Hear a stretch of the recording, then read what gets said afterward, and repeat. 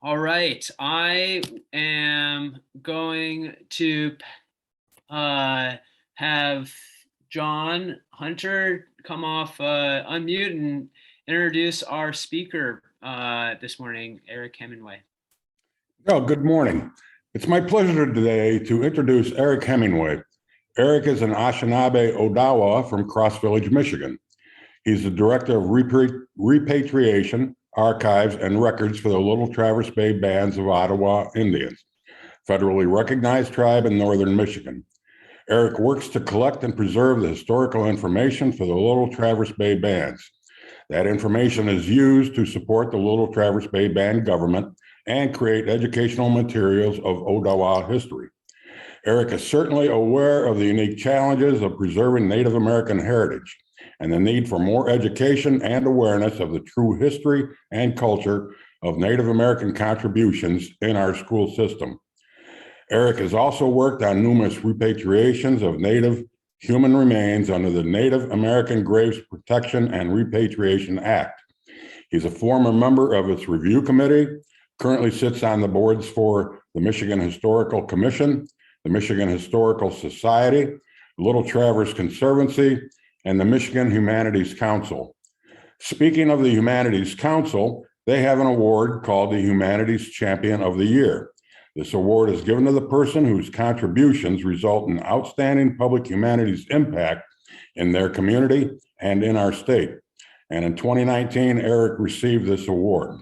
So please welcome Eric Hemenway.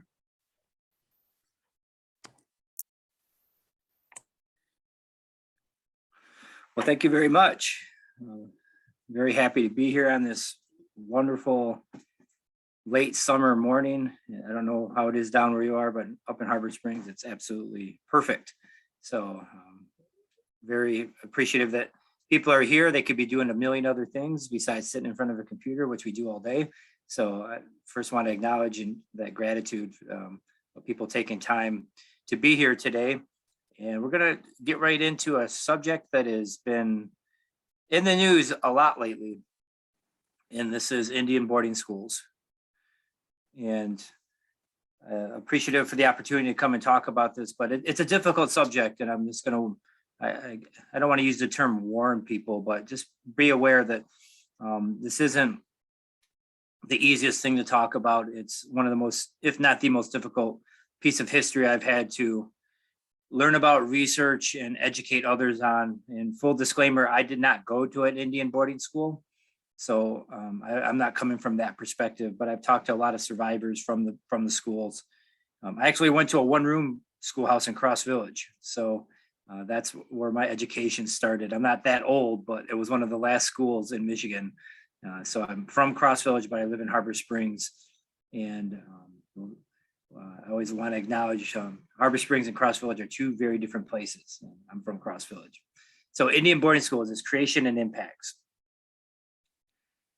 So when looking at the school system that was created in the 1880s, I think it's very important to look before the 1880s and the mindset and mentality of people coming over to this continent and their first contact with Native people of all nations. They came from different backgrounds, but they had a very similar approach to when interacting with Native people, that they were savage. Whether it was the Dutch, the British, the French, the Spanish, and later Americans, they all considered Native people savages. And this began with contact with Columbus. He noted that the savages in India, when we know he wasn't in India, he was in the Caribbean, but that's the terms that he used. And every other subsequent European nation that would follow would use the same terminology of a savage. Sometimes they said Indians, but most of the time they said savages. And as soon as Europeans began to arrive, they labeled my ancestors and other Native people as savage, and then brought with them this idea that they had to civilize the savage.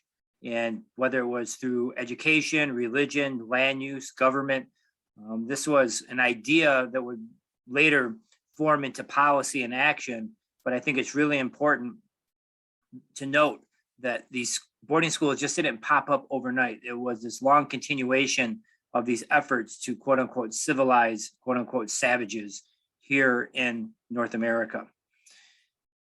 And the Christian churches, no matter what denomination, whether it was Catholic, Presbyterian, Methodist, they had an equal interest in civilizing savages. And during this whole time period of 16, 17, 18, even 1900s, you could not be civilized unless you were Christian. The two were inseparable.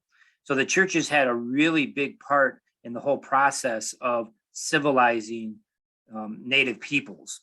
And so we'll see that later on in the talk. And so upon immediate contact, Europeans and Americans sought to change tribal populations as much as they could. And they also believed it was their God-given right to do so.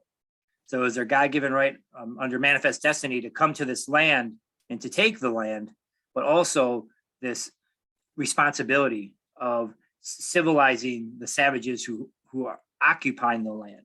Now, in the mind of Europeans and Americans, savages couldn't own land, they could merely occupy it. And this became a real strong mechanism for displacement. Because if you weren't civilized, you had no title, you couldn't own it. You just could live on it. So immediately upon contact, Europeans began to look at how can we, change these people into being a civilized, bring them to a civilized state. With the small European populations who first landed, they didn't have the manpower to do this or the wherewithal. But later, through time, we'll see that as Native populations shrunk and European and American populations increased, they were able to impose their policies and this idea of civilization onto tribes throughout the country. So, of course, being in the archives, I'm always looking at primary sources and trying to say, hey, don't take my word for it. Look at what other people were saying throughout time. This is from Virginia in the early 1600s. And this is some of the first contact. And we can see from just the words of the colonists, because our hands, which before were tied with gentleness and fair usage, are now set at liberty by the treacherous violence of the savages, not untying the knot, but cutting it, so that we, who hitherto have had possession of no more ground than their waist, and are purchased at a valuable consideration to their own contentment, gained, may now by a right of wear and law of nations invade the country and destroy them who sought to destroy us.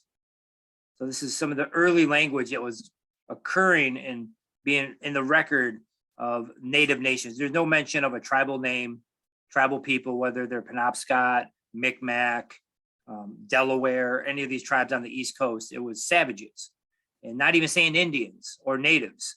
So this whole idea started centuries ago.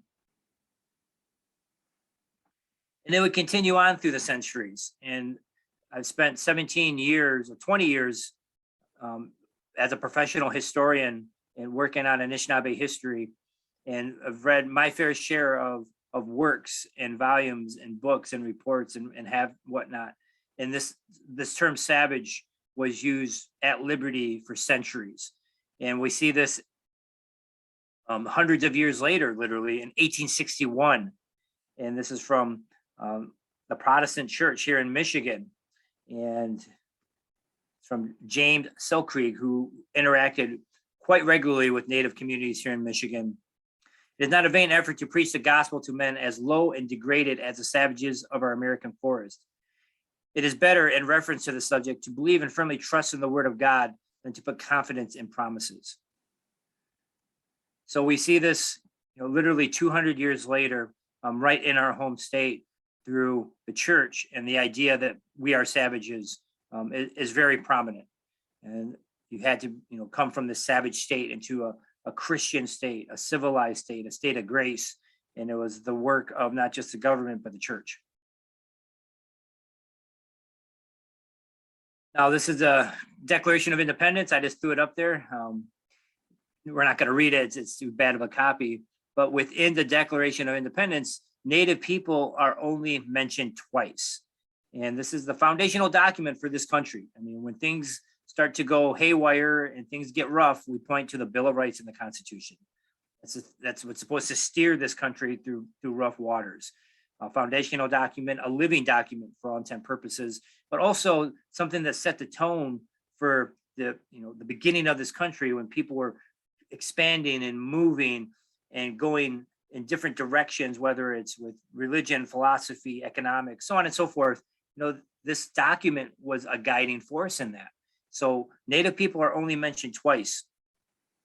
And in one of these instances within the Declaration of Independence is some of the grievances against King George.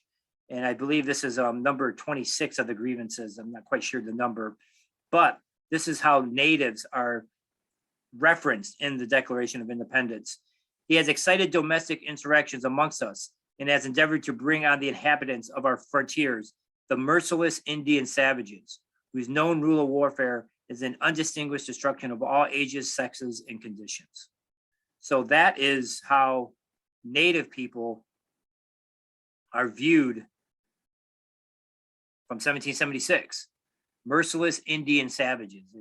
There's no mincing words in this. And known rule of warfare is undistinguished destruction of all ages, sexes, and conditions. So this feeds into this barbaric stereotype of Native people, bloodthirsty, uncontrollable, savage. And this is in the Declaration of Independence. And when people would look at inspiration or guidance or how this is going to guide this country, this is how Native people are viewed. And this is on July 4th, 1779, during the Revolutionary War. And this is under George Washington's army, under his command. Civilization or death to all American savages. And the American army was going through and laying waste to Iroquois or Haudenosaunee villages in New York. And George Washington is known as the town destroyer by the Iroquois because of this. He went and his army razed and destroyed over 40 villages during the Revolutionary War. And they would drive out women, children, elders, burn their food. They would put salt and other contaminants into the ground so they couldn't come back and grow food. And whoever stayed probably would get killed. So the civilization or death to the American savages. And this is another prominent figure in American history, James Monroe, in a letter to Andrew Jackson. The hunter or savage state requires a great extent of territory to sustain it. That is compatible with the progress and just claims of civilized life and must yield to it. Nothing is more certain than if the Indian tribes do not abandon that state and become civilized, that they will decline and become extinct. The hunter state, who maintained by warlike spirits, presents but a feeble resistance to the more dense, compact, and powerful population of civilized men. So this is coming from the top down. The President of the United States is issuing these types of thoughts and statements regarding Native people. And these just aren't idle statements. It sets policy. This goes to the Secretary of War. This goes to all of the people who are coming over and by the hundreds of thousands every year, looking for their fortune. The hunter-savage state. And if you don't conform, you'll just be crushed by the civilized state. So for Native people, this is what we were dealing with in terms of how others were viewing us who are not from this land. They were coming over without invite. People were coming and saying, this is ours now, and the people who live here have to change or be crushed. So there was a big tipping point for a lot of tribes, particularly those in the Great Lakes and Michigan, and that's the War of 1812. So the United States met the Odawa and Ojibwe and Potawatomi in war 3 times during the Revolutionary War, Little Turtles War, and the War of 1812. We were fighting to keep our lands and our way of life. We lost all of the wars. So after the War of 1812, things drastically changed for tribes here in the Great Lakes. Now the United States can start to impose its will on the tribes more forcefully, more readily. The tribes didn't have the manpower to fight back in a military fashion. So with that in mind, the United States said we could start to implement, these civilization policies. And they started out very small in the early 19th century, but as time grew, so did the policies and the power to impact tribal communities. And they're all through interactions with the United States and tribes. It's not just 1 or 2 policies. It's part of the treaty process where tribes who were fighting to stay home and avoid removal to the West, which include tribes in Michigan, they had to go through a treaty process. And a lot of times these civilization policies were written into the treaties. You had to have schools, you had to have churches built, you had to have, certain what they call farming implements. You can't be roaming around and hunting and fishing and gathering like you've been for thousands of years. You got to own 80 acres and farm it. So all of this was being part of this negotiation between tribal nations and the United States. And then it started to accelerate even more with Thomas McKinney. He was a superintendent of Indian trade from 1816 to 1822. And he started to think of this factory system of manufacturing agriculture, very, very Western, of making money and using land. And through this factory system, he started to think about having schools attached to it, just Indian schools, to help them learn the trades and educate them in this Western way of thinking and education. So this is really, the early seeds of the Indian boarding schools is through this factory system. It didn't quite take off like McKinney wanted it to, but something that came out of this was the Civilization Fund Act of 1819. So the United States started to create federal budget line items about civilizing savages. And it started in 1819 with the Civilization Fund Act. And just some more quotes from people who were there at the time. And this is from Bruce. He's a superintendent of the Iowa agency, the native agency a little bit out west. And this is 1842. And it's the operation of the missionaries among the Indians of this agency, I regret to say, have been attended with but little success. It would seem next to impossible to persuade savages to abandon their superstitions and conform themselves to the customs and the habits of civilized life. So whether it's a priest, a president, an Indian agent, you can see the formality and just the almost cookie cutter type of rhetoric and thinking when it comes to Native people. And this term savage is used all the time. It's not just governments that are portraying this idea of the savage, it's also media. It's also American society. And this is from 1874, Kit Carson, very popular, well-known American frontier figure. And from like a comic, a novel at the time. And it just shows the fighting trapper, and he's killing two natives at the same time. And, stabbing one in the back, one in the throat or in the chest.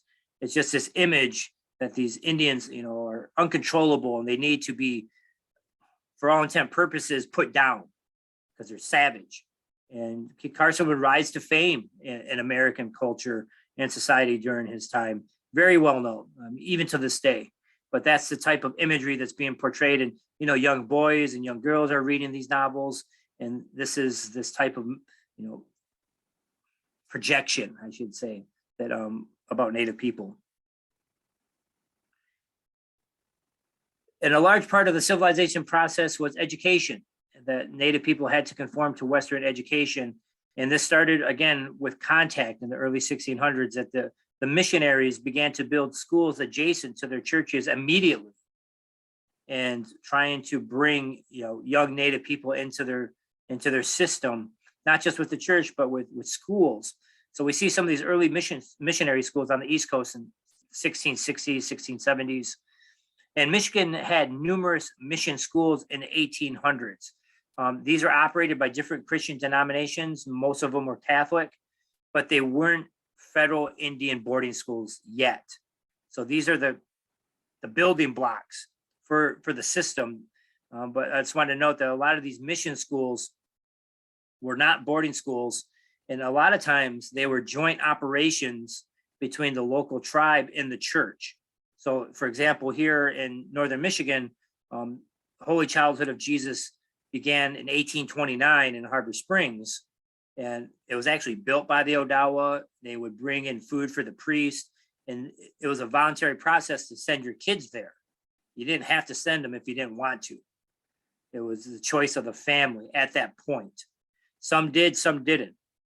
But also the context and the time period I want to note is during the 1820s, 30s, and 40s, we are all being forced with removal to Kansas and Oklahoma.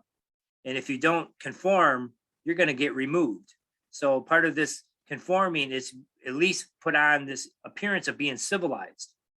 And if you're civilized, you have a lesser chance of being removed.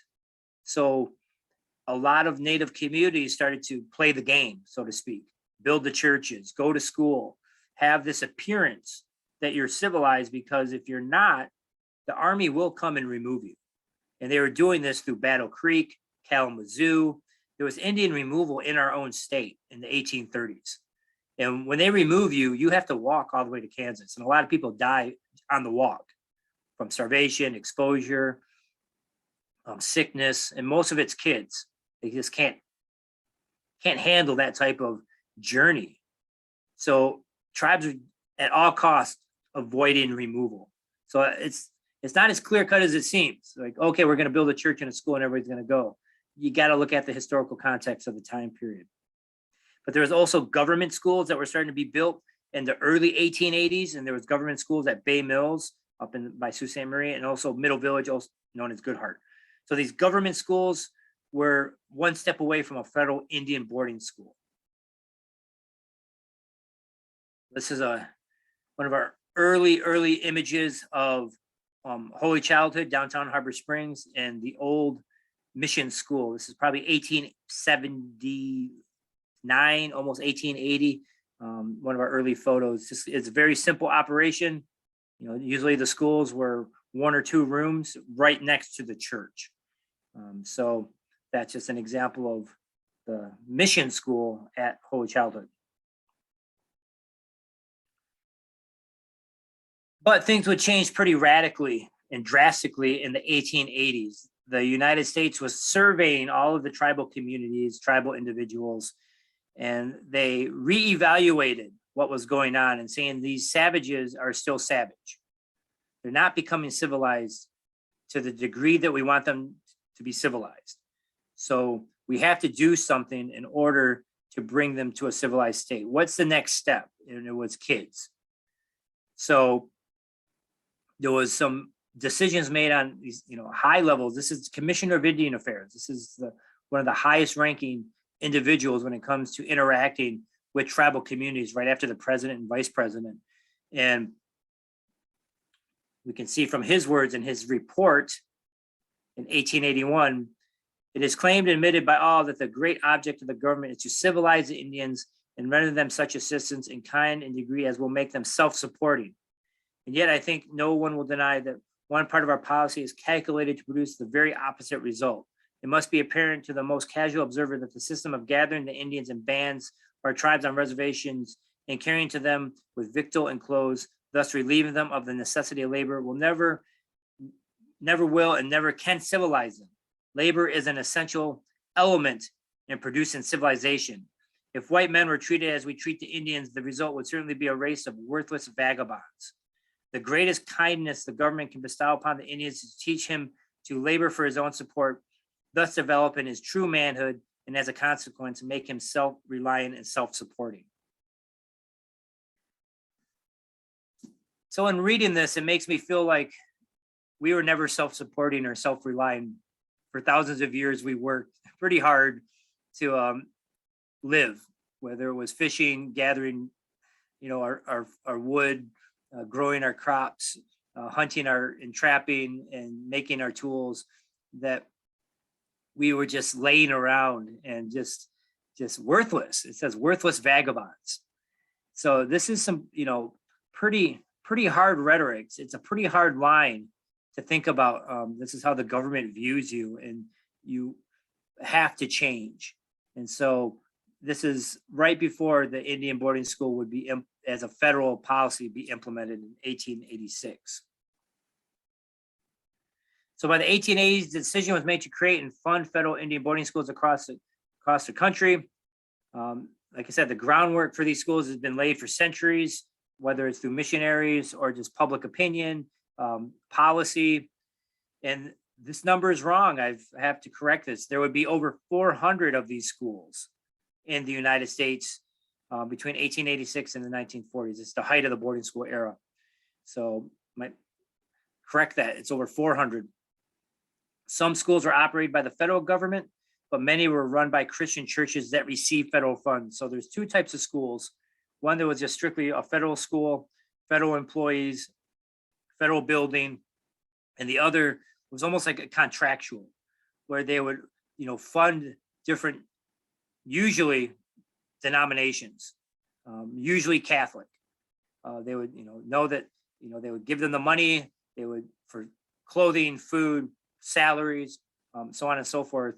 So many of these schools were not operated by federal employees. They were operated by Christian employees or staff, nuns, priests, so on and so forth.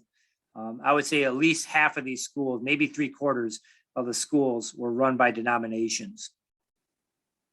The first and largest Indian boarding school was in Carlisle, Pennsylvania, from 1879 to 1918. This was the standard. This was the school for its time. And it was founded by Richard Pratt, a retired U.S. Army man, actually an Indian fighter. He fought against tribes in the West. And it was really, he's very much credited with as the founder of the Indian boarding school as we know it. During his time in Florida, he had prisoners of war from the Western tribes, Apaches, Comanches, and he was essentially doing experiments on civilizing people. And he noticed with his prisoners of war that the younger the prisoners and the longer they were separated from their families, they lost their language, they lost touch with their culture, their tradition, their religion.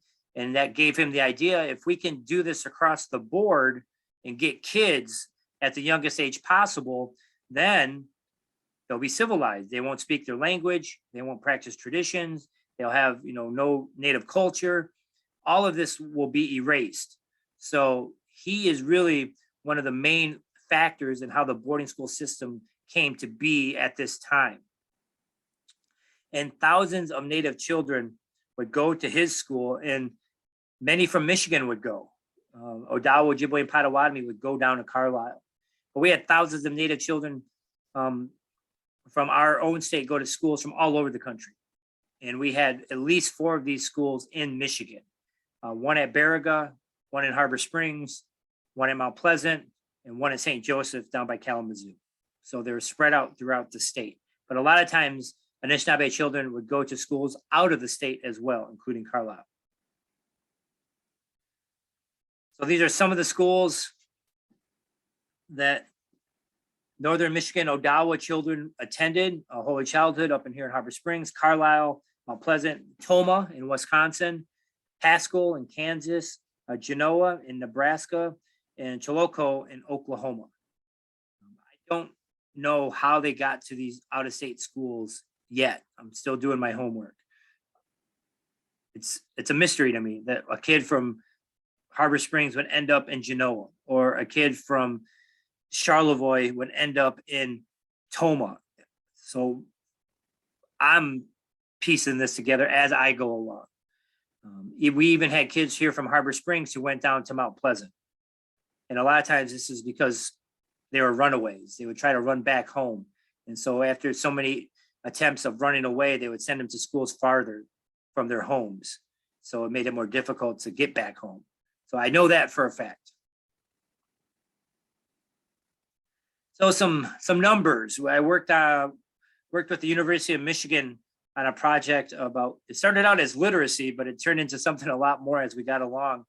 And just showing you some of the data of attendance at the 3 main schools that Northern Michigan Odawa went to between 1889 and 1931.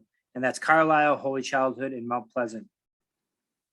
And you can see Holy Childhood had a pretty steady high number of attendance throughout this time period, hitting 200 at times.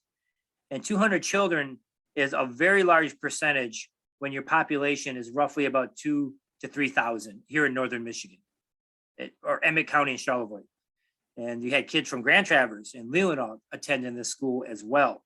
So 200 is a large representation of your population. And Mount Pleasant, not nearly as high as Holy Childhood, but still over 100 at some point, 50. And Carlisle had a pretty low attendance for Northern Michigan and Anishnaabe kids, but they're still there. But Holy Childhood definitely had the largest number of children through this time period. And this is the public school here in Petoskey and Harbor Springs. So we wanted to compare and say, okay, we know that there's hundreds of kids going to Holy Childhood in Mount Pleasant. What about your local public schools? You know, the two main ones here in Emmett County are Harbor Springs and Petoskey. And these are the numbers of graduates who are, that I believe are Native. It's not 100% certain. I went through all the yearbooks from these schools for these time periods. And just through my knowledge of growing up here, being Odawa, you know, recognizing mainly names of Odawa families. These numbers could be off a little bit, but you can see the number of graduates of Natives is extremely low. You know, the solid lines are your non-Native graduates, and the broken lines are your Native graduates. And most of the time it's one or two, maybe three. Petoskey, a lot of times, has 0 Native graduates, and that's our biggest school. So everybody is at the boarding school, everybody. There's a few who make it into the public school, but 90% of the kids are at the boarding schools. And doing this research, I found a pamphlet from a train company in the 1890s, and they were promoting Northern Michigan as a tourist destination. And in this pamphlet, it has all the stops you want to see. And one of the stops was actually the Holy Childhood boarding school. It said, this is the Indian boarding school. It's a landmark. And in this pamphlet, it says that the Indian kids go to this school because they're not welcomed anywhere else. So the public schools were not welcoming Native kids. So that is part of the puzzle that, you know, is pieced together. And also when Harbor Springs High School was, the addition was added on in 1918, they did a big addition, and they had a tuition of $25 to go to that school. In 1918, nobody had $25 to pay for tuition. So this is another barrier of attending a public school. And so here is our average attendance. And you can just see the numbers are high for this time period. And we're, you know, these numbers are a moving target. They may change over time as we get more data. But you can see this is quite a high number. When the enrolled students might have been a little bit higher, but the attendance was almost always matching the enrollment and almost hitting, again, 200 kids. So very high numbers, even when we go into the 20th century. So this is one of the iconic photos of Carlisle. This was the largest school in the country when it was in operation. And in this photo, there are kids from Alaska to Florida, Oklahoma, California, all over the country are in this photo. And there are kids from Northern Michigan in this photo. We had a small number of Odawa attend from Harbor Springs, Petoskey, Charlevoix. I'm not quite sure if there's some from Grand Traverse. I'm assuming so, but they're in there. And once they attended this school at Carlisle, they were forced, it was, run in a military fashion. They had to wear uniforms, and most of the time the kids had their hair cut immediately. And for many Native people, hair is sacred. And to have that happen first and foremost was a huge show of force, in my opinion, that you're going to conform.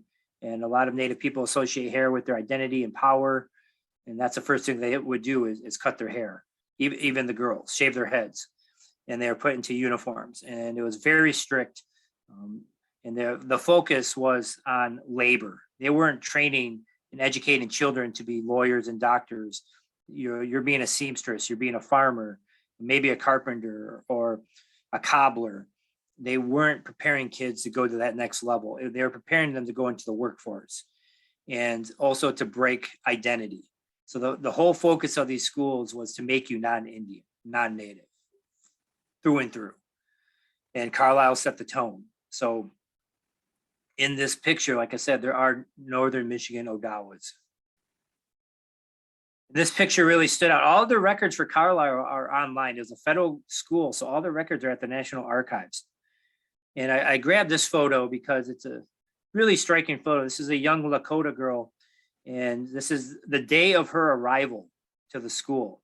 And she's just striking to me. She just got this presence, and this is a traditional Lakota dress, and she has, you know, Lakota all through and through. And her grandfather was a prominent chief for the Lakota. I think it was Sitting Bull. I'm not quite sure, but she comes from a very powerful family. And this is literally the day of her arrival at the school. And this is 1 year later. It took me a minute to find her. She's in the back to the left, same girl. Just the change is radical. You know, the dress, even the body language, the look. Most of these kids aren't smiling in these photos. She'd been away from home for a year at this point. And when you're at the boarding school, you live at the school. There were some day students. They would go home at the end of the day. But when you boarded, you lived there. And some of these kids would live at these schools for 6 to 8 years and only see their family very sparingly. And the goal was to get the kids at as early age as possible. And from the records I've looked at for Holy Childhood, the earliest I've seen is 4 years old. So they're getting kids that were 4 and bringing them into the system. This is Susie Fisher.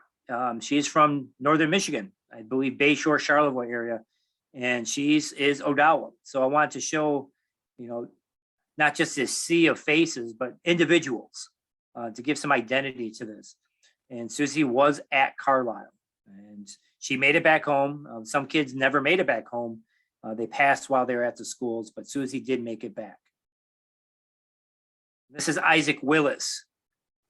He is from Charlevoix area as well. And Isaac obviously joined the Navy upon completion. A lot of men, once they completed their time at the school, they went right into the service. That continued on right through the 1970s for here in Northern Michigan. So just want to give some identity to this and make it a little bit more personable than just these large group shots. And one of the bigger schools in our state was Mount Pleasant. It ran from 1893 to 1934. And students from all over Michigan went to Mount Pleasant. And this is one of the more iconic photos from that school of all the kids just lined up in their uniforms. You can just see the age of these kids. They're very, very young, 4, 5, 6, 7 years old. And we had hundreds of Odawas go to this school as well. It wasn't just Ojibways from the Mount Pleasant area. Kids from all over Michigan went to this school. And I believe my great grandfather went to the school, Eli Paul. It's just a photo of some guys at the school. You know, their sports was a big part of a lot of the schools, physical activity. And there's this argument out there that, there's this real famous Native guy named Jim Thorpe, and he went to Carlisle, and Carlisle had this outstanding football team. And look at the great things that Carlisle did for him. He made Jim this, Olympic athlete, very well-known, famous individual. But Jim's a 1%er. He's this outstanding athlete. The fact remains that he was at this institution that was, geared to make him non-Sauk, not make him Native. And so these guys, I don't know who these guys are in this photo. I'm still trying to figure it out. But there was a lot of camaraderie that was built at these schools because of the conditions they were put in. So when you're at these schools, it wasn't an easy go. There was a great amount of abuse that went on, whether it's physical, mental, sexual. All of this was going on throughout the whole existence of the schools, all 400. So some kids had good experiences that I've learned, but then I've heard of experiences that were just devastating that they had. And some kids never made it back. So there's a large number of kids who passed away at the schools. And we'll get into that a little bit later. This is a newspaper article about Mount Pleasant. Young girl tried to burn it down. So something was going on. You just don't try to burn down your school for no reason. And I'd say she's a Potawatomi, a young Potawatomi girl. But yeah, she set the school on fire. So I think this is, an obviously act of rebellion. But what was going on? What was happening to this girl to make her do this, to act out like this?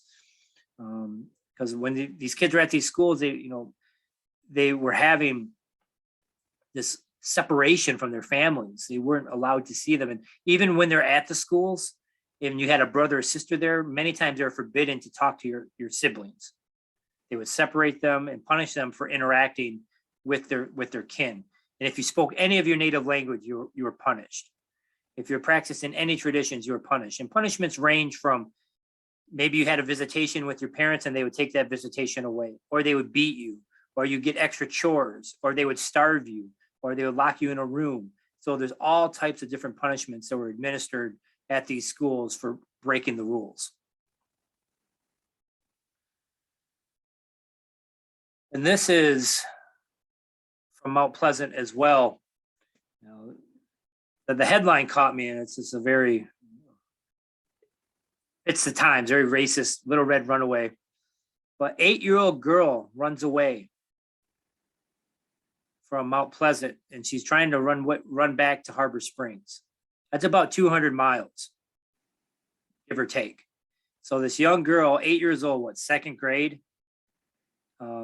She wants to go home, and she runs away, and she's caught and she's brought back. She probably ran away multiple times, but the drive to make a kid that young decide that they're going to make this journey that would take days and very dangerous and demanding.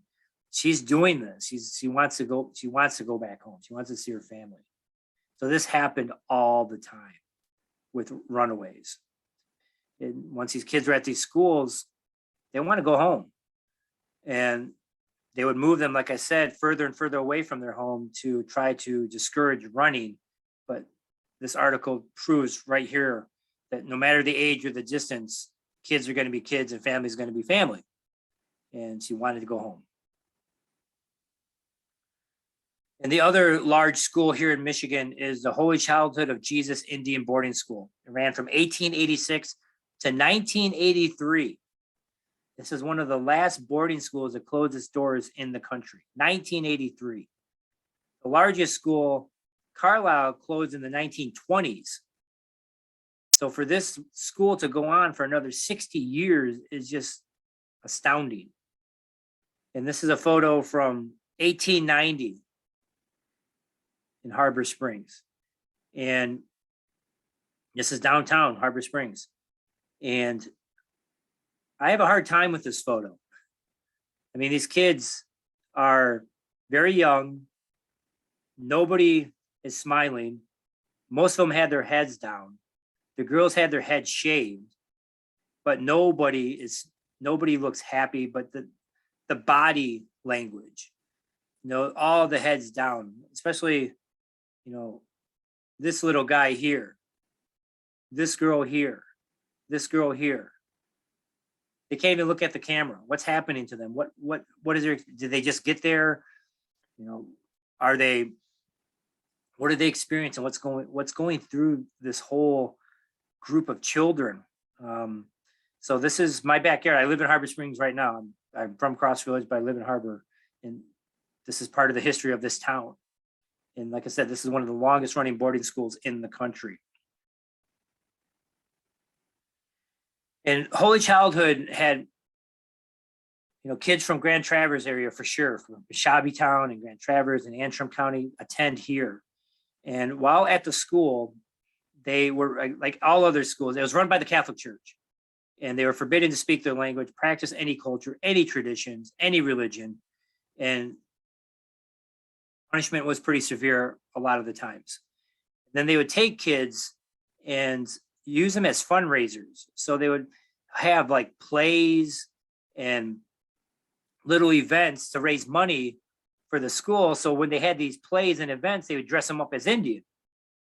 but any other time you can't be Indian. And this girl here is young. She's probably one of these 4-year-olds. This is a really young kid at the school. And they dress them up, parade them around, garner some money. And then when the event is over, they put the costumes away and it goes back to not being native. So it's a real dichotomy that's going on at this time period. And this is from this photo is from the 1920s.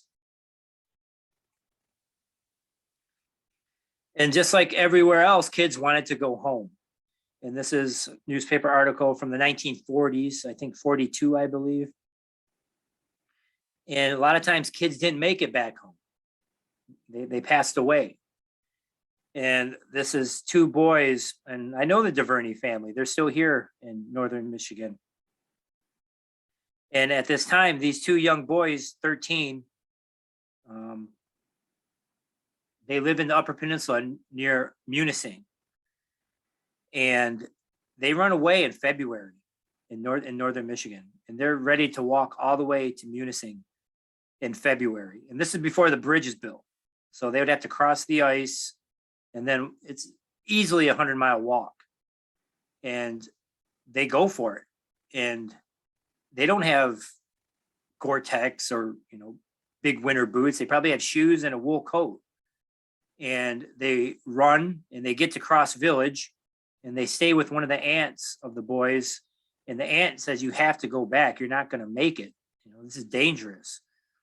But they continue on the next morning and they get to a place called Sturgeon Bay, part of Wilderness State Park. And one of them doesn't make it. He freezes to death. And the other boy has to go back to his aunt's house and say, so-and-so is back there. We got to go find him. So this is very common for a lot of boarding schools across the country of people running and not making it home.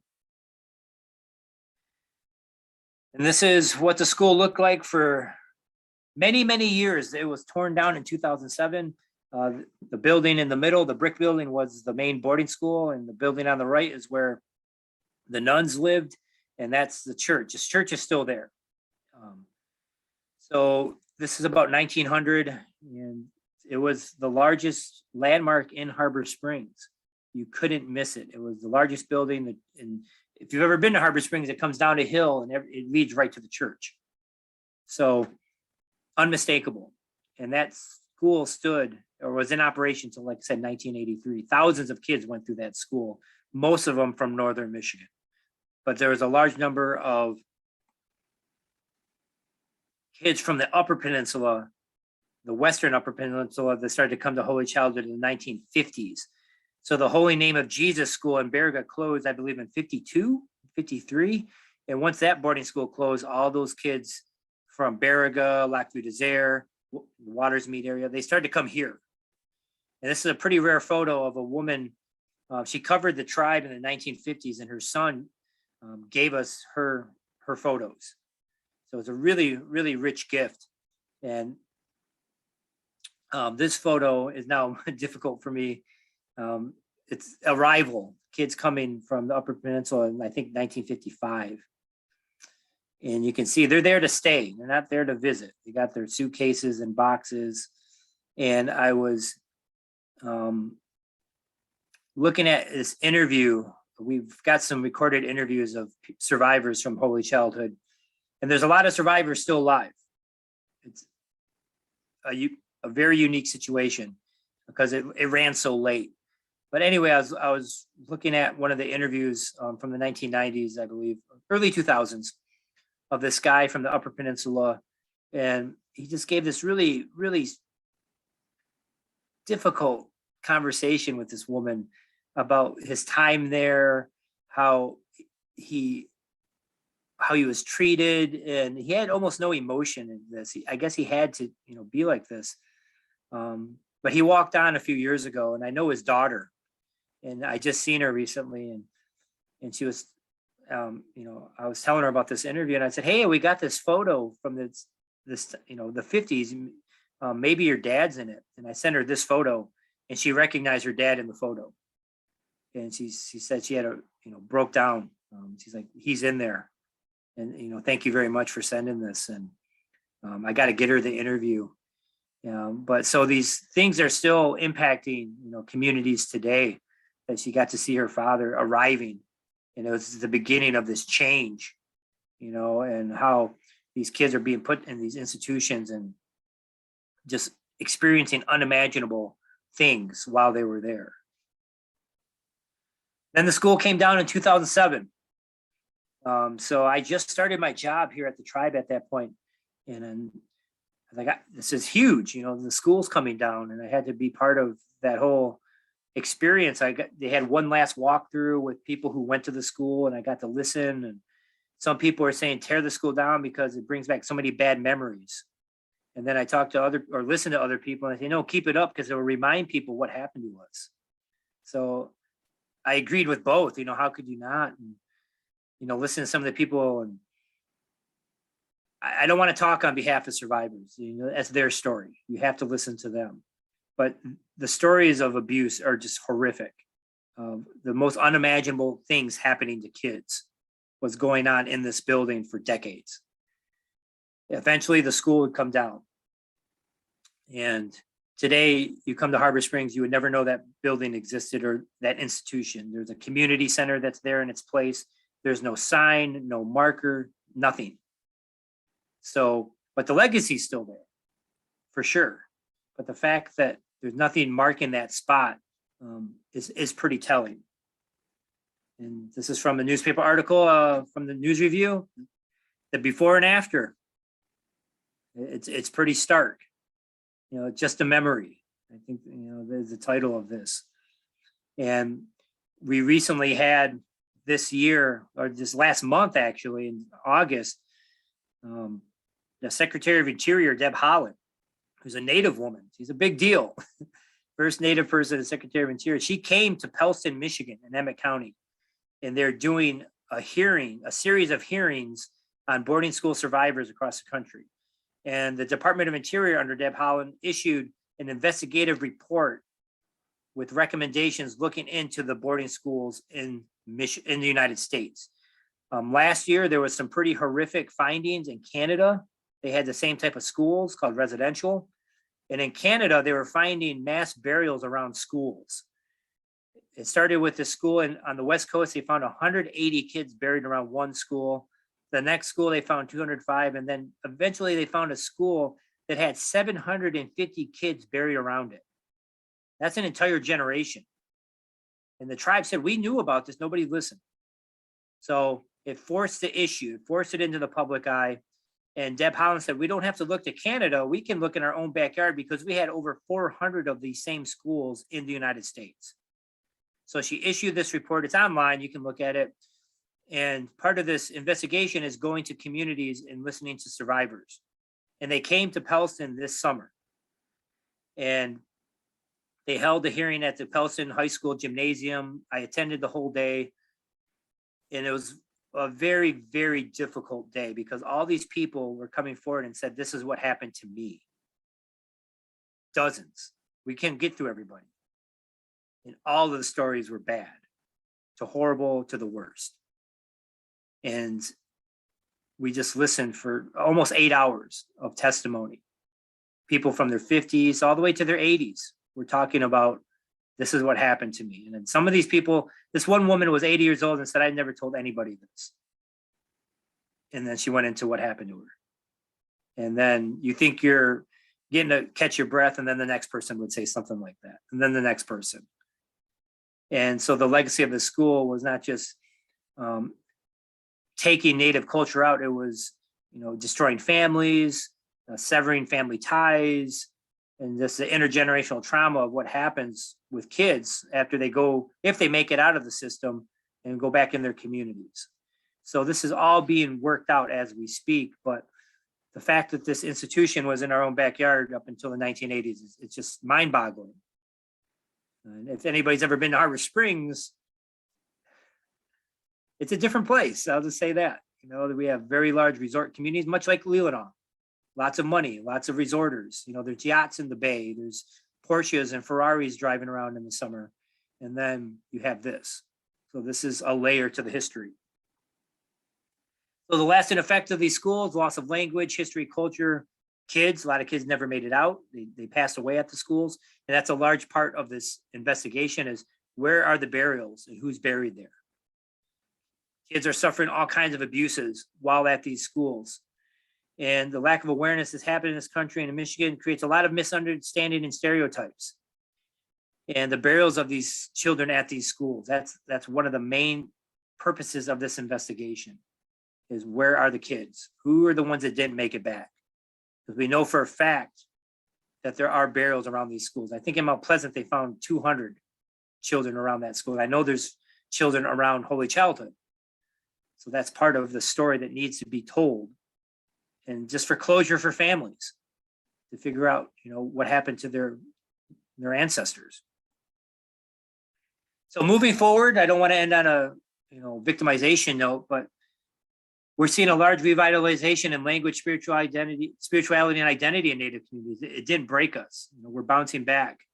The repatriation of children back to tribal communities. In Carlisle, they did this a couple years ago where they identified, they have a cemetery there. They know exactly who passed at the school.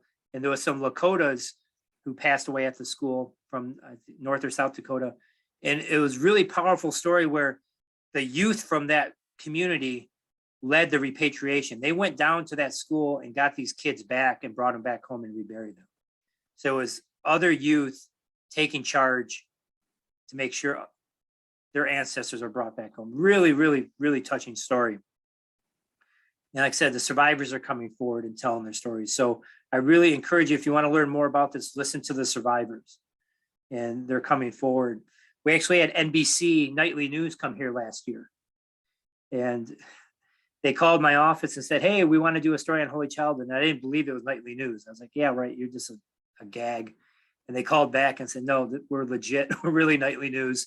And we're coming to talk to you and some survivors. And they did. And long story short, we had a piece on Lester Holt's Nightly News about Holy Childhood last August. And it built into a 20-minute piece about Holy Childhood. So we had 2 survivors come forward and talk about their experiences. So if you want to hear some of these stories, I would encourage you to look at that. I just go to YouTube and just look in their search, NBC Nightly News Indian Boarding School, and it's going to pop up right away. So again, I encourage you to listen to the words of the people who went there.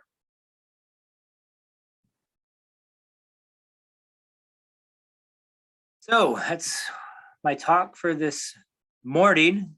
And I know it's not the most positive talk, but it's a truthful talk. It's a real talk. It's something that did happen and it's coming out. So I would just encourage you to keep your eyes open about this and your ears and where it's going to go in the near future.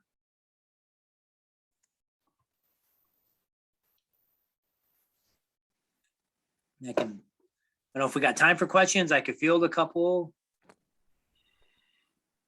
Yeah, I do want to. Yeah, John, go ahead.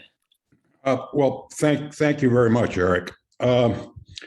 It seems like it never stops, I guess. This fall, there's a pending Supreme Court decision on the Indian Child Welfare Act.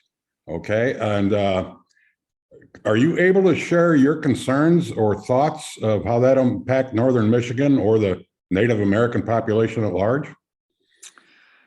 I know a little bit about this, John. I don't want to speak without giving an informed opinion.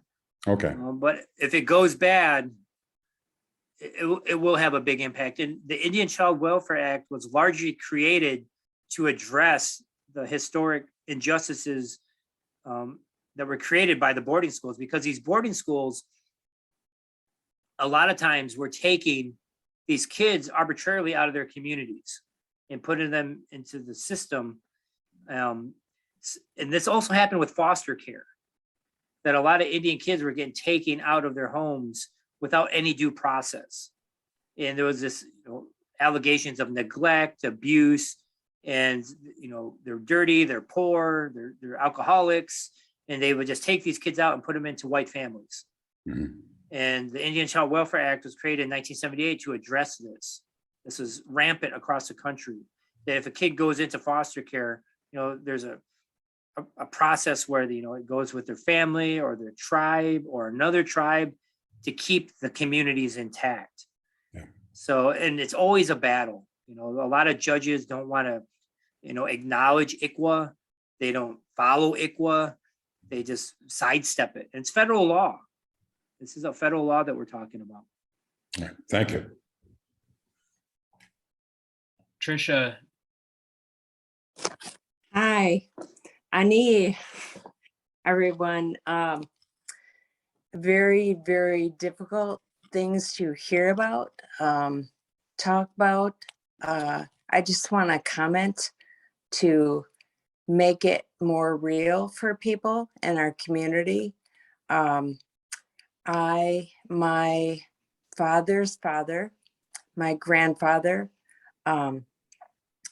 native from the Bergalance Keweenaw Indian community, left home at the age of 5 and went to Prairie du Chien Indian School in Wisconsin, and later joined the Navy and found his way back to Michigan, and was part of a generation where it was still very dangerous to be a Native person, and you passed for white if you could. He died 9 months before I was born, and my grandmother, till her dying day, would say, "You are not Indians. Don't talk like that," because of the fear that you would be taken away, that you would be removed. On my mom's side of the family, she's from Southwest Michigan, and her great grandmother was part of the generation that faced the Indian removal, and her people changed their names to Christian names and adopted Catholicism in order to stay in Southwest Michigan and not be removed on the trail of death.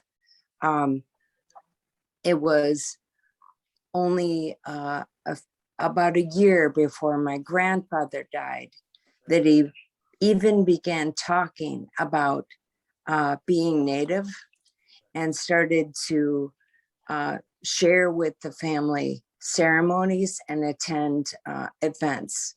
And that was in the mid 1990s.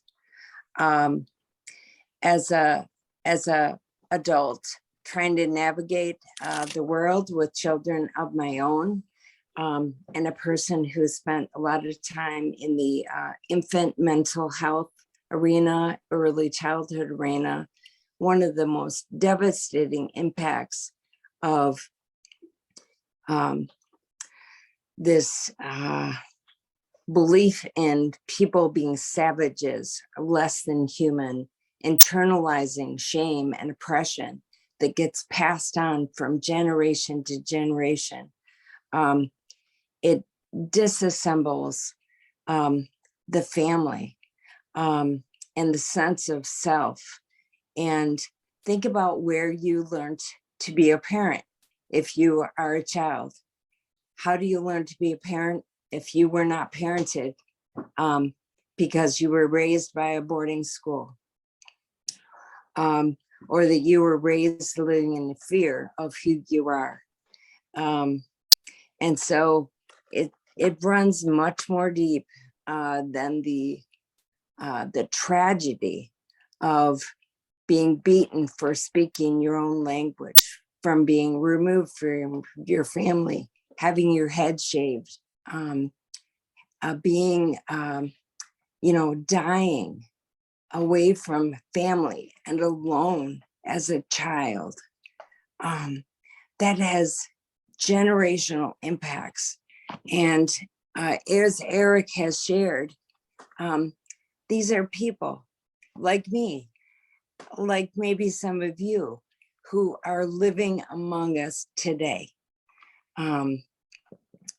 The education about it is so important, not just for Native people like myself, in regaining a sense of identity, pride, and wholeness, but for all of our community to heal and be whole.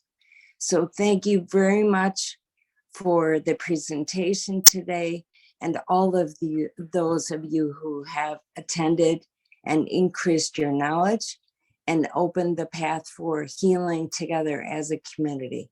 Miigwech. No, miigwech, Tricia, for sharing some personal story. I know it's tough and you didn't have to do that, so I appreciate that. And yeah, it makes it more real when you hear personal story connection to this. It's not this far-flung event that doesn't touch us. It touches all of us as Native people every single day in one way or another. And I usually do it, an introduction in my native language. I didn't do that today. I just was running late. And then people asking, oh, wow, do you speak your language? Because you got this nice intro, and that's about all I got. And I'm like, no, I don't, because it was systematically taken out of my community for over 2 centuries. And, people think that Native people have this inherent knowledge of culture and ceremony, and you got to learn these things. It takes a lot of time and effort. And when it's concentrated to destroy it, you got to piece it together. So we're doing that. I'm seeing a lot of Native people name their kids in the language that's on their birth certificate. Young boys are growing their hair long.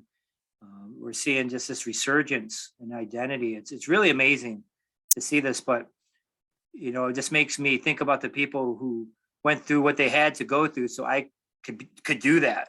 It's really humbling, to think about that. And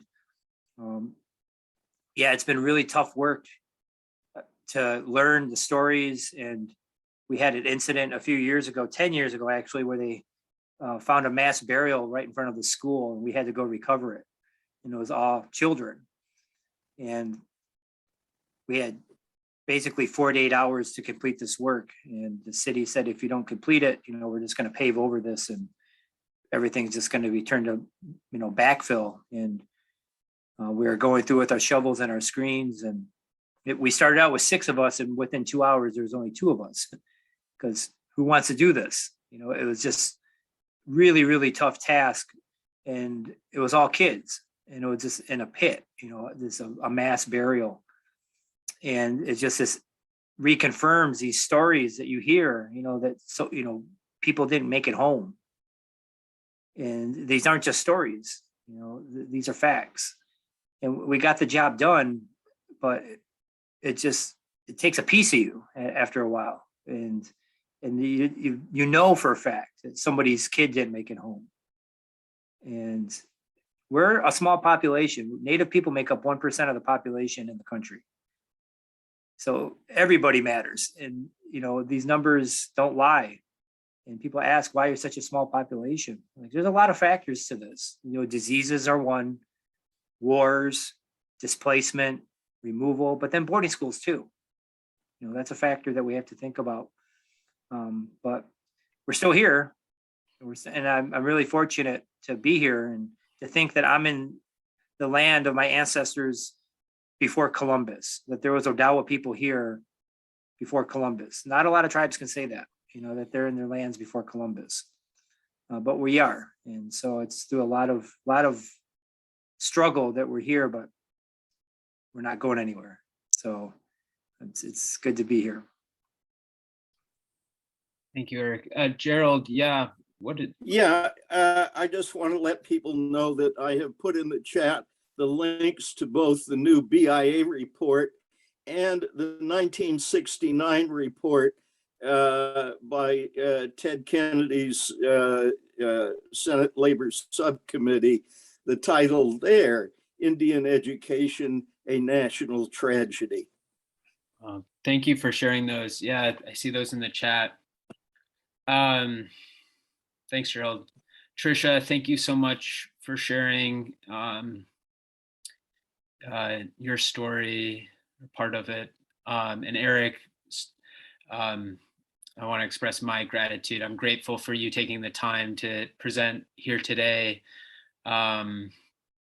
Eric is also, Eric, you give these wonderful presentations. You are out so frequently sharing stories, and I'm really grateful, whether it's on hikes, guided hikes. I know you've done a lot with anti-racism. I heard you speak at the Niatwana Inn.